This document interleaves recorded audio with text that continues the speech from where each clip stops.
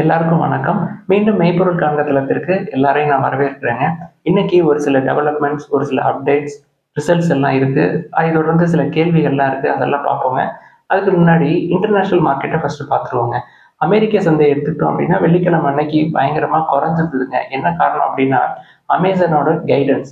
அதாவது முடிஞ்ச குவார்ட்டரோட ரிசல்ட்ஸ் நல்லா இருந்ததுங்க. எஸ்டிமேட்ஸை விட நல்லா இருந்தது. ஆனா இப்ப நடந்துட்டு இருக்கிற குவார்ட்டரோட கைடன்ஸ் வந்து கம்மியா இருக்கு அப்படின்னு சொல்லி மார்க்கெட் பயங்கரமா அடிச்சிட்டாங்க. அதாவது அங்கேயும் மார்க்கெட் குறைக்கிறதுக்கு ஏதாவது வழி இருக்கான்னு பாக்குறாங்க. கிடைச்சா அங்கேயும் அடிக்கிறாங்க. நாஸ்டாக் வந்து ஒரு 268 பாயிண்ட் டவுனு, டவு ஜோன்ஸ் ஒரு 444 பாயிண்ட் டவுனு, S&P 500 ஒரு 57 பாயிண்ட் டவுனுங்க. அடுத்து இந்தியாவில் எடுத்துக்கிட்டோம் அப்படின்னா ஆர்பிஐ வந்து லெண்டிங் ரேட்ஸை ஒரு 25 பேஸ் பாயிண்ட்ஸ் குறைச்சிருக்காங்க. 5, 6, 7 மானிட்டரி பாலிசி கமிட்டி மீட்டிங் நடந்தது இல்லையா, ஆர்பிஐ கவர்னர் வந்து ஒரு 25 பாயிண்ட்ஸ் வந்து குறைச்சிருக்காரு. ஆனால் அதனால மார்க்கெட்ல பெரிய ஏற்றங்கள் எதுவும் இருக்காதுங்க. இதோட அவுட்புட் அதாவது கம்மியாக தான் இருக்கும் அவுட்புட். அது தெரியறதுக்கு இன்னும் ஒரு 3-4 மாதம் ஆகும். இது இன்னும் லாங் வே டு கோங்க. அடுத்து அமெரிக்க டாலருக்கு நிகரான இந்திய ரூபாயோட மதிப்பு பயங்கரமா சரிஞ்சிருக்குங்க. கடைசி ஒரு வாரம் எடுத்துக்கிட்டோம் அப்படின்னா பிப்ரவரி 2ஆம் தேதியிலிருந்து பிப்ரவரி 8ஆம் தேதி வரைக்கும் கிட்டத்தட்ட 1.4% குறைஞ்சிருக்குங்க. இப்ப கடைசியா 87.79 வரைக்கும் வந்துருச்சு. அநேகமா நாளைக்கு 88 தொற்றும் அப்படின்னு நினைக்கிறேங்க. தங்கம் போன வாரம் ஃபுல்லா புதிய உச்சம் போயிட்டு இருந்தது இல்லையா, கடைசி 5 நாள் எடுத்துக்கிட்டோம் அப்படின்னா 2.5% மேலே ஏறி இருக்குங்க. பிப்ரவரி 2ஆம் தேதி 7745 இருந்ததுங்க. இப்போ முடிவில் பிப்ரவரி 8ஆம் தேதி 7945, கிட்டத்தட்ட 22 கேரட் கோல்டு பெர் கிராமுக்கு 200 ரூபா, 2.5% ஏறி இருக்கு. அடுத்து பிரெண்ட் க்ரூட் எடுத்துக்கிட்டோம்னா கடைசி 5 நாள்ல 2.1% கீழே இறங்கி இருக்குங்க. பிப்ரவரி 3ஆம் தேதி அன்னைக்கு $76.37 இருந்ததுங்க ஒரு பேரல். பிப்ரவரி 7-8ல $74.70 இருந்தது. ட்ரம்ப் அவர்கள் பதவி ஏற்கிறதுக்கு முன்னாடி $82 இருந்ததுங்க. இப்ப அப்படியே பார்த்தோம்னா ஒரு $8 பக்கமா குறைஞ்சிருக்கு பிரெண்ட் க்ரூட். அடுத்து நிப்டி 50 எடுத்துக்கிட்டோம்னா லாஸ்ட் 1 மந்த்ல 0.1% மேலே இருக்குங்க. லாஸ்ட் வீக் எடுத்துக்கிட்டோம்னா 1% மேலே ஏறி இருக்கு. பிப்ரவரி 3ஆம் தேதி ஓப்பனிங்ல 23,330 இருந்தது. க்ளோசிங்ல பிப்ரவரி 7ஆம் தேதி 23,560 க்ளோஸ் ஆயிருக்குங்க. ஒரு 1% மேலே ஏறி இருக்கு. வெள்ளிக்கிழமை அன்னைக்கு யூஎஸ் மார்க்கெட் பயங்கரமா கீழே விழுந்தது இல்லையா, அதோட ரிஃப்ளெக்ஷன் நாளைக்கு மண்டே இந்தியன் மார்க்கெட்ல தெரியும். ஸோ விழுறதுக்கு சான்சஸ் பயங்கரமா இருக்கும். அதை தொடர்ந்து எஃப்ஐஐயோட செல்லிங் தொடர்ந்து கண்டினியூ ஆகிட்டே இருக்கு இல்லையா. பிப்ரவரி 7ஆம் தேதி வரைக்கும் கிட்டத்தட்ட 10,000 கோடி கேஷ் மார்க்கெட்ல இருந்து வித்து வெளில எடுத்துட்டு போயிருக்காங்க. நெட் செல்லர்ஸ் தாங்க இருக்காங்க எஃப்ஐஐஸ். ரிசல்ட் அப்டேட்ஸ்ன்னு பார்த்தோம்னா நம்ம வாட்ச் லிஸ்ட்ல இருக்கிற அமரராஜா எனர்ஜி அண்ட் மொபைலிட்டி அந்த கம்பெனியோட ரிசல்ட்ஸ் வந்துருக்குங்க. ரிசல்ட்ஸ் வந்து ரொம்ப பிரமாதமா இல்லை. ரெவன்யூ அப்படின்னு பார்த்தோம்னா 7.5% ஏறி இருக்கு year on year. Profit after tax வந்து ஒரு 11.4% ஏறி இருக்குங்க. ஸோ ரெவன்யூ கம்மியாக ஏறி ப்ராஃபிட் வந்து அதிகமாக ஏறி இருக்கு அப்படின்னாலே ஏதோ ஒரு விஷயம், முக்கியமான விஷயம் அங்கே இருக்குன்னு அர்த்தம். அதை நம்ம வந்து கவனிக்கணும். குவார்டர் ஆன் குவார்டர் பார்த்தோம்னா ரெவன்யூ ரொம்ப பெருசாக ஒன்றும் ஏறலை. ப்ராஃபிட் ஆஃப்டர் டேக்ஸ் 26% ஏறி இருக்குங்க. இந்த ப்ராஃபிட் ஆஃப்டர் டேக்ஸ் வந்து பயங்கரமா ஏறி இருக்கு, ரெவன்யூவோட பயங்கரமா ஏறி இருக்கு அப்படின்னா ஏதாவது ஒரு விஷயம் இருக்குன்னு சொன்னோம் இல்லையா. இதை பொறுத்த வரைக்கும் எக்ஸப்ஷனல் கெயின் அப்படின்னு சொல்லிட்டு ஒரு 111 கோடி ரூபாய் கிடைச்சிருக்குங்க. இது எல்லா குவார்ட்டரும் கிடைக்காது. மார்ஜின்ஸ் வந்து எஃபெக்ட் ஆயிருக்கு அப்படின்றத நம்ம புரிஞ்சுக்கணுங்க. எதனால எஃபெக்ட் ஆயிருக்கு அப்படின்னு அவங்களே விளக்கம் கொடுத்துருக்காங்க. Fuel and power purchase cost அதிகமாயிருக்கு. அதாவது எலக்ட்ரிசிட்டி சார்ஜஸ் வந்து அதிகமாயிருக்கு. ஓவராலாவே ஆப்ரேட்டிங் காஸ்ட் வந்து அதிகமாயிருக்கு அப்படின்றத நம்ம புரிஞ்சுக்கணுங்க.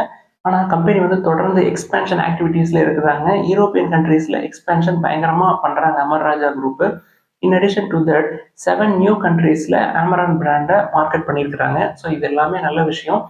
நீங்க வந்து ரொம்ப லாங் டேர்முக்கு கன்சிடர் பண்ணுங்க. இதை ஃபினான்ஷியல் 31ல தான் அவங்களோட ஜிகா ஃபேக்டரியிலேருந்து அவுட்புட் வர ஆரம்பிக்கும். 9,500 crores வந்து இன்வெஸ்ட் பண்றாங்க. ஸோ அவுட்புட் நம்மளுக்கு தெரியறதுக்கு 15 to 20 years ஆகும். அடுத்து முத்தூட் மைக்ரோஃபினோட ரிசல்ட்ஸ் வந்துருங்க. Q3 ஃபினான்ஷியல் இயர் 25 ரொம்ப பூரான ரிசல்ட்ஸ். ப்ராஃபிட் வந்து இயர் ஆன் இயர் 97% குறைஞ்சிருக்குங்க. ஸோ அந்த மைக்ரோ ஃபினான்ஸ் இண்டஸ்ட்ரி எடுத்துக்கிட்டோம் அப்படின்னா ஒரு டெலிக்வென்ஸ்னால ஸ்ட்ரெஸ் பயங்கரமா இருக்கு. தென் மேக்ரோ எக்கனாமிக் அன்சர்டனிட்டி இருக்கு. இதெல்லாம் ப்ராஃபிட் குறைஞ்சதுக்கு முக்கியமான காரணம் சொல்றாங்க. இந்த Q3 ஃபினான்ஷியல் இயர் 25ல ப்ராஃபிட் பார்த்துட்டீங்கன்னா 4 crores. இதுவே Q3 ஃபினான்ஷியல் இயர் 24 எடுத்துக்கிட்டீங்கன்னா 125 crores. ஸோ 97% குறைஞ்சிருக்குன்னு சொன்னோம் இல்லையா. இதுல ப்ரொவிஷன் எவ்வளவு எடுத்திருக்காங்க அப்படின்னா 247 crores ப்ரொவிஷன் எடுத்திருக்காங்க. ஸோ ஸ்டாக் வந்து இன்னும் பயங்கரமா விழும். வேல்யூவேஷன்ஸ் வந்து நல்லா இருக்கிற மாதிரி தெரியும், புக் வேல்யூவோட கம்மியா இருக்கிற மாதிரி தெரியும், பிஇ கொஞ்சம் அதிகமா இருக்கும். ஸோ ரொம்ப கவனமா இருங்க. ரிசல்ட்ஸ் வந்து சரியில்லை. எவ்வளவு நல்ல குரூப்பா இருந்தாலும் சரி, ரிசல்ட்ஸ் சரியில்லை அப்படின்னா மார்க்கெட்ல அடிப்பாங்க. நல்லா அடிக்கட்டும். நம்ம வந்து லேட்டர் பார்ட்டில் அதை பற்றி யோசிப்போம், கன்சிடர் பண்ணலாமா வேணாமா அப்படின்னு சொல்லி. நேற்று பாண்ட் மார்க்கெட்டில் எப்படி இன்வெஸ்ட் பண்ணுறது அப்படின்னு சொல்லியிருந்தோம். அதை தொடர்ந்து ஒரு எடுத்துக்காட்டுக்கு முத்தூட் குரூப்பில் ஒரு பாண்ட் இஷ்யூ பண்ணியிருந்தாங்க. அதை பற்றி சொல்லுங்க. அதில் ஒரு சின்ன திருத்தமுங்க. நேற்று அந்த ப்ளூ கலர் லோகோவை பார்த்துட்டு அது வந்து முத்தூட் மைக்ரோஃபின் வந்து பாண்ட் இஷ்யூ பண்ணுறாங்க அப்படின்னு சொல்லிட்டு அது வந்து தவறு. 2 நண்பர்கள் வந்து கமெண்ட்ல அதை சுட்டி காட்டியிருந்தாங்க. 2 பேருக்குமே ரொம்ப நன்றிங்க. அது வந்து முத்தூட் மைக்ரோஃபின் கிடையாதுங்க. Muthoot Fincorp. Muthoot Fincorp, Muthoot finance 2மே வந்து செப்பரேட் என்டிட்டி. 2 பேருக்குமே காமன் ப்ரொமோட்டர்ஸ் கிடையாதுங்க. நீங்கள் வந்து அப்ளை பண்ணுறீங்க அப்படின்னா நல்ல ரேட்டிங் இருக்குது. So Muthoot group 125 years background இருக்குது. அதுக்கு அவங்களும் நல்ல குரூப் தான். நீங்கள் வந்து அதை பார்த்துக்கிட்டு கன்சிடர் பண்ணுங்கள். அது முத்தூட் மைக்ரோஃபின் கிடையாதுங்க. முத்தூட் ஃபின்கார்ப். அப்ளை பண்ணுறதுக்கு 17ஆம் தேதி வரைக்கும் டைம் இருக்குது. ஸோ பொறுமையாக நிதானமாக நீங்கள் வந்து யோசிச்சுட்டு அதை பண்ணலாம். அதை தொடர்ந்து சில கேள்விகள்லாம் கேட்டிருக்காங்க. அதை பார்ப்பாங்க. முதல் கேள்வி என்ன கேட்டிருக்காங்க, ஸ்டாக்ஸ் வந்து நம்ம வாங்குறோம், ஈக்விட்டியாக வாங்குறோம், அது எல்லாமே டிமெட்டீரியலைஸ்ட் அக்கௌண்ட்ல போய் இருக்கு, சிடிஎஸ்எல் அப்படின்னு சொல்லிட்டு ஒரு இடத்துல இருக்கு, அதை வந்து எப்படி பார்க்கறது அப்படின்னு சொல்லி கேட்டிருந்தாங்க. ஒரு 3 மாசத்துக்கு முன்னாடி என்னுடைய நண்பர் ஒருத்தர் வந்து பேடிஎம் மணில ஒரு ஷேர்ஸ் வச்சிருந்தாருங்க. பேடிஎம்ல அவருக்கு தனிப்பட்ட முறையில் நம்பிக்கை இல்லை அப்படின்றதுனால வேற புரோக்கரேஜ் கம்பெனி பத்தி கேட்டிருந்தாரு. நம்ம வந்து அப்ஸ்டாக்ஸ்ல இருந்தோம், அதனால அப்ஸ்டாக்ஸை ரெக்கமெண்ட் பண்ணி அவர் அப்ஸ்டாக்ஸ்க்கு வந்துட்டாருங்க. பட் இந்த பேடிஎம் மணில லாஸ்ல இருந்தது. அந்த லாஸ்ல இருக்கிறதெல்லாம் விற்கிறதுக்கு அவருக்கு மனசு இல்லை. அதனால வந்து எப்படி அப்படியே ஷேர்ஸ் வந்து டிரான்ஸ்ஃபர் பண்றது அப்படின்னு கேட்டாருங்க. நம்ம வந்து தனியா அதுக்காக ஒரு வீடியோ போட்டோம். எப்படி வந்து ஒரு டிமேட் ஒரு சிடிஎஸ்எல் இருந்து இன்னொரு சிடிஎஸ்எல் புரோக்கரேஜ் கம்பெனிக்கு எப்படி டிரான்ஸ்ஃபர் பண்றது அப்படின்னு சொல்லி கேட்டிருந்தாரு. அந்த வீடியோ லிங்கை கீழே போடுறேன். அதுலயே எப்படி அதில் போய் ரிஜிஸ்டர் பண்ணணும், சிடிஎஸ்எல் ஈசிஎஸ்ட் அப்படின்னு இருக்குங்க. அதில் போய் நீங்கள் ரிஜிஸ்டர் பண்ணீங்க அப்படின்னா உங்களுக்கு உங்களோட டிமேட் அக்கௌண்ட்ல உங்களோட பேன்ல என்னென்ன ஸ்டாக்ஸ் எல்லாம் வந்து நீங்கள் ஹோல்ட் பண்ணி வச்சிருக்கீங்க அப்படின்றது எல்லாத்தையுமே பார்க்கலாம்.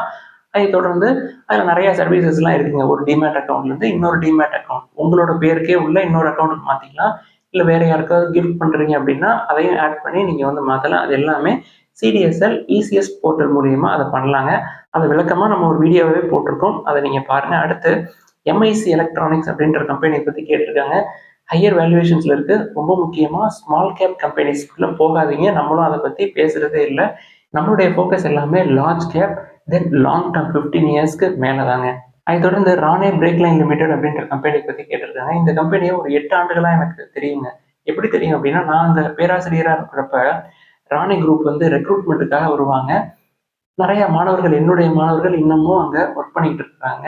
ஃபீட்பேக் வந்து நல்ல ஃபீட்பேக் வந்ததுங்க. எம்ப்ளாயிஸை வந்து நல்லா ட்ரீட் பண்ணுறாங்க அப்படின்றது எனக்கு தனிப்பட்ட முறையில் தெரிஞ்சது. என்னுடைய மாணவர்கள் இருந்து எம்ப்ளாயிஸை நல்லா ட்ரீட் பண்ணுறாங்க அப்படின்னாலே நல்ல ப்ரொமோட்டர் குரூப்பாக தாங்க இருப்பாங்க.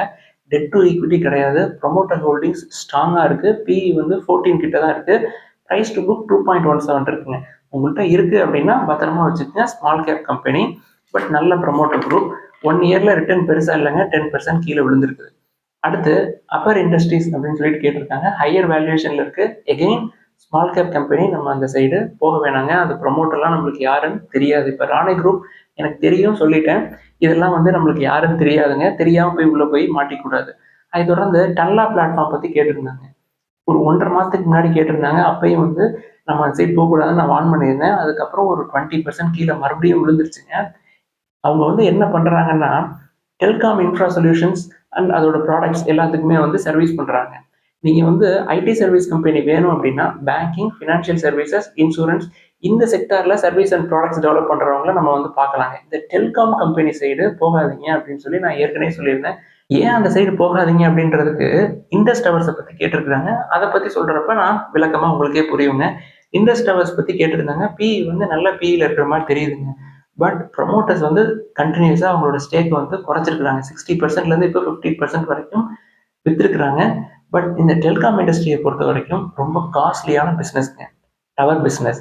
ஏற்கனவே இண்டஸ் டவர்ஸ் எடுத்துக்கிட்டோம்னா ஒரு 2 வருஷத்துக்கு முன்னாடி வோடஃபோன் ஐடியா நிறுவனம் வந்து அவங்களுக்கு நிறையா பேமெண்ட் வந்து கொடுக்க வேண்டியிருந்தது. எல்லாமே பயங்கரமாக ப்ரொவிஷன்ஸ் எடுத்திருந்தாங்க.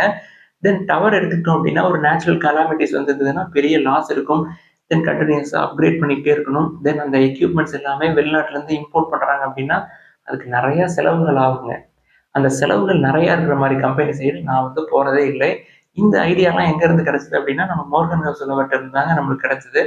நீங்கள் வந்து இந்த ஐடி கம்பெனி டன்லா பற்றி கேட்டிருந்தீங்க இல்லையா, ஏன் வந்து டெல்காம் இண்டஸ்ட்ரி பக்கத்து நம்ம போகிறதில்லை அப்படின்றதுக்கு இண்டஸ் டவர்ஸ் தாங்க முக்கியமான காரணம் என்னை பொறுத்தவரை. அடுத்து கோதாவரி பயோ ரிஃபைனரிஸ், தென் ஆப்கான் இன்ஃப்ரா லிமிடெட், தென் நிவா பூபா ஹெல்த் இன்சூரன்ஸ் கம்பெனி, இந்த கம்பெனிலாம் கேட்டிருக்கிறாங்க. இதுல எல்லாமே வேல்யூவேஷன்ஸ் அதிகமா இருக்கு.